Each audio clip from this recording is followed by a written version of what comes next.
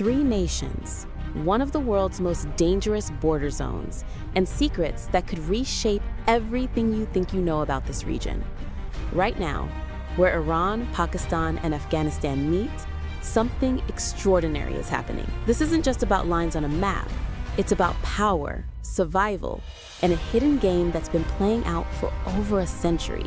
Most people have no idea what's really going on here. But the truth? It affects global security, drug trade worth billions, and the lives of millions caught in between. In the next few minutes, I'll reveal three shocking facts about these borders: how a British officer drew lines that still cause chaos today, why one province is claimed by three countries at once, and the underground network that operates where no government can reach. Let me show you exactly how this happened.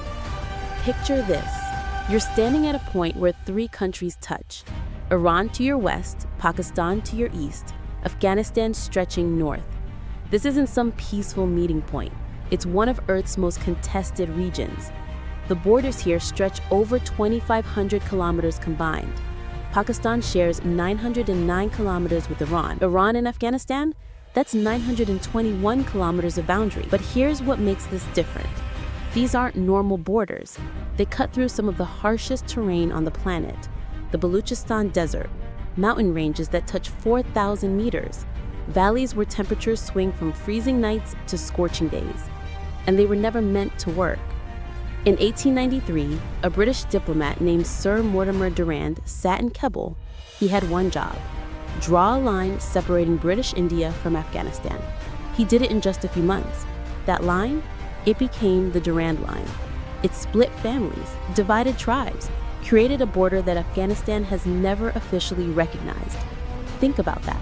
For 130 years, one of the world's longest borders has been disputed. Then there's the Iran-Pakistan border, finalized in 1959, but it runs through Baluchistan, a region where the Baluch people have lived for centuries. They never asked to be divided between two countries. The Afghanistan-Iran border? That one goes back to 1857. Treaties between Persia and Afghanistan, modified later, but still cutting through ethnic Pashtun and Baluch territory. Here's the first surprise. No government fully controls these borders. Not Iran, not Pakistan, not Afghanistan. Smugglers know every hidden path. Militants use them as safe havens. And ordinary people, they cross illegally every single day just to survive. Now here's where things get really interesting. There's a place where all three borders almost meet. It's called the Wakhan Corridor on Afghanistan's side. And near it lies one of geography's strangest puzzles. They come close, within a few kilometers, but mountains and valleys keep them separated. A zone where jurisdiction gets blurry, where no one's fully in charge. And people have exploited this for decades. Let me give you real numbers. According to UN reports, this border region sees over $200 billion in illegal trade annually. Drugs, weapons, people, gemstones, everything moves through here. The Baluchistan province alone, split between Iran and Pakistan, has become a corridor for 90% of Afghanistan's opium exports. That's not a small operation. We're talking about 6,000 tons of opium produced each year in Afghanistan. Most of it travels west through Iran or south through Pakistan. The borders themselves are almost impossible to seal. Pakistan tried building a fence along its Afghan border. The project started in 2017. It cost over $500 million. They erected 2,600 kilometers of barbed wire, sensors, and checkpoints. Results? It barely made a dent. In Baluchistan, tribes have used the same paths for centuries. They move livestock, they visit family. To them, these borders are artificial lines imposed by outsiders. The fence between Pakistan and Afghanistan has been attacked over 100 times since construction.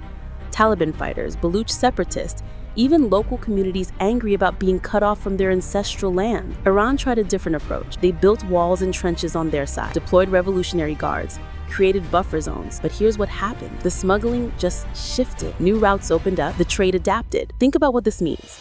Three governments, billions spent on security, advanced technology, and still the borders remain porous. One Pakistani security official was quoted as saying the region is ungovernable by traditional means. First, Baluchistan.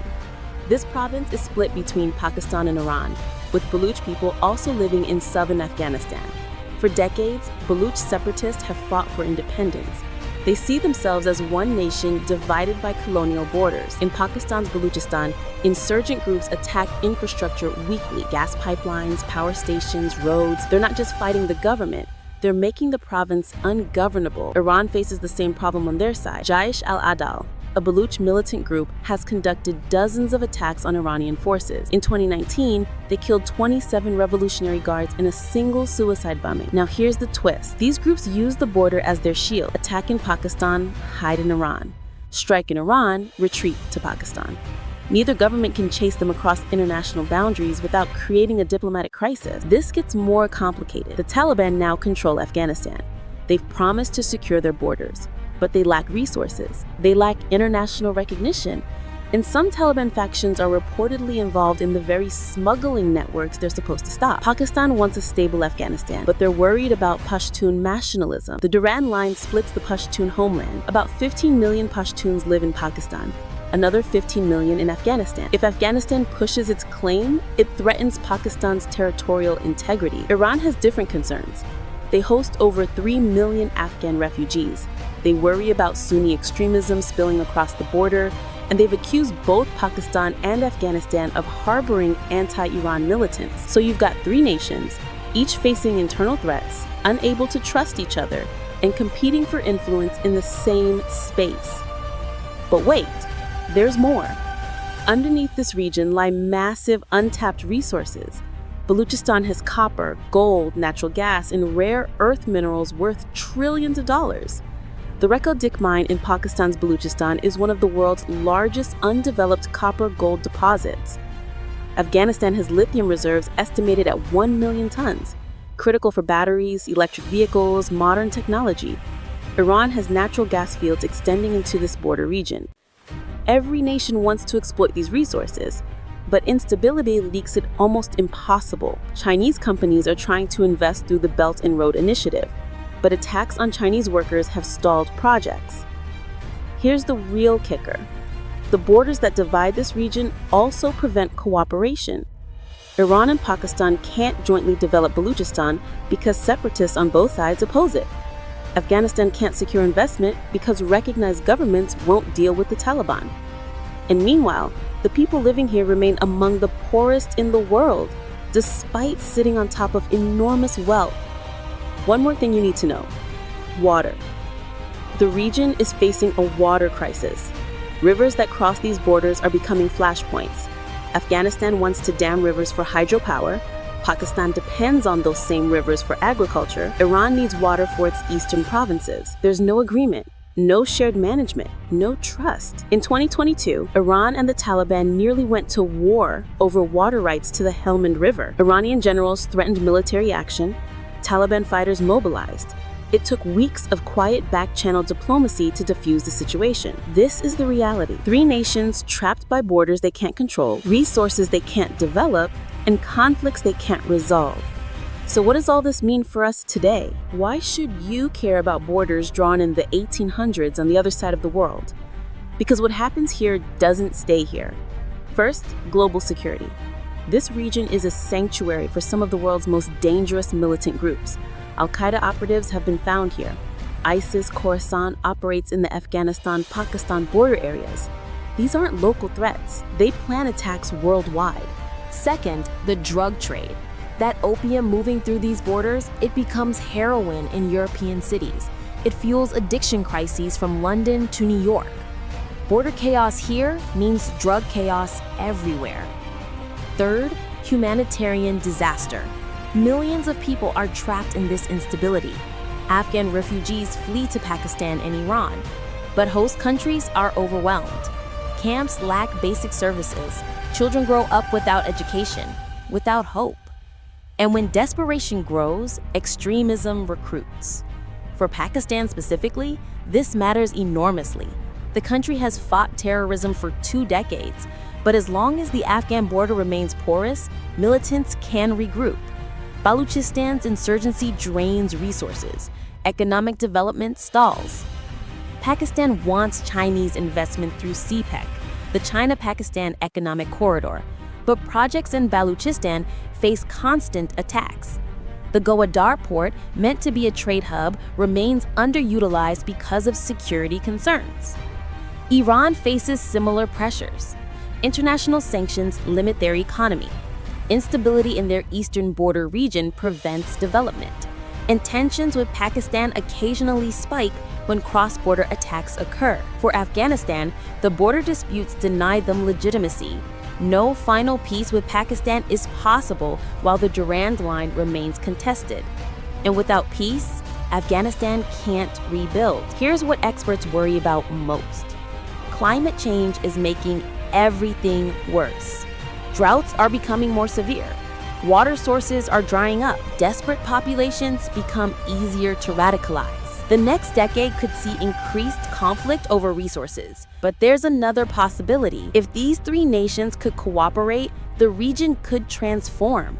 Shared resource development, open trade routes, coordinated security. Imagine Baluchistan's mineral wealth being developed jointly by Iran and Pakistan, with benefits shared with local communities. Imagine Afghanistan's lithium powering a regional tech industry. Imagine secure borders allowing normal trade instead of smuggling. The potential is enormous, but it requires trust. And right now, trust is the rarest commodity in this region. Before we wrap up, there's one final thing you need to know. Here's what almost no one talks about. These borders might not last forever in their current form. I'm not saying countries will disappear, but the way borders function could fundamentally change. Pakistan and Afghanistan have discussed creating joint border markets, places where people from both sides can trade legally without full border crossings. It's already happening in small pilot projects. Iran and Pakistan recently agreed on enhanced border coordination. Not trust yet, but communication. They're sharing intelligence on smugglers. Why the shift? Because all three nations finally realized something. The old approach isn't working. The Taliban, despite their international isolation, have been talking to both Iran and Pakistan. They know they need stable borders to govern Afghanistan. Pakistan knows it needs a stable Afghanistan to secure its own West. Iran knows regional chaos serves no one. So quiet diplomacy is happening. Not front-page news, not dramatic summits, but technical discussions, border management, water sharing, trade protocols. If this opens your eyes to what's really happening, you now understand why this matters far beyond the region itself. Let me leave you with this. Borders drawn 130 years ago still shape conflicts today. Three nations can't control thousands of kilometers despite billions spent. And the solution might come from communities, not governments. If you found this fascinating, hit that subscribe button.